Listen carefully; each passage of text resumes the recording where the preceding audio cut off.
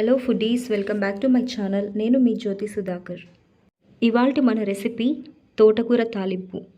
2 కట్టల తోటకూరను తీసుకొని వలిచి 2-3 సార్లు మట్టిపోయే వరకు బాగా వాష్ చేసుకోవాలి.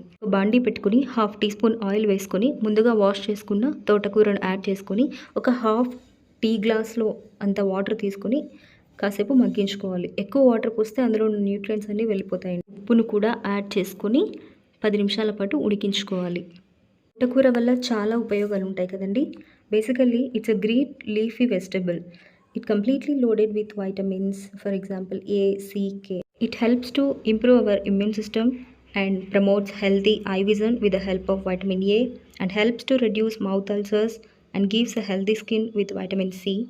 Vitamin K helps to balance our blood and ease blood clot by adding cell growth and repair. పోపు కోసం 2 టేబుల్ స్పూన్ ఆయిల్ తీసుకొని అందులోకి పోపు గింజలు, ఆవాలు, జీలకర్ర, సన్నగా కట్ చేసుకున్నటువంటి ఉల్లిపాయ ముక్కలు,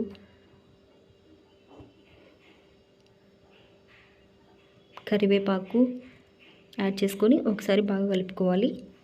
వాటితో పాటు ఒక ఎండుమిర్చి కూడా వేసుకుంటే టేస్ట్ బాగుంటుంది.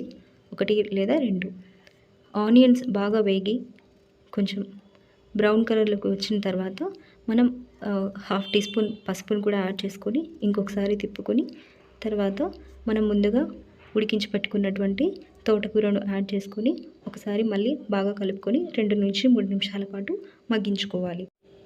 తర్వాత మనం ముందుగా ప్రిపేర్ చేసి పెట్టుకున్నటువంటి పుట్నాలు లేదా పప్పుల పొడి యాడ్ చేసుకొని మళ్ళీ ఒక 2 నిమిషాల పాటు కలుపుకోవాలి.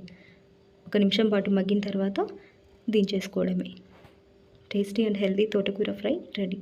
Thanks for watching.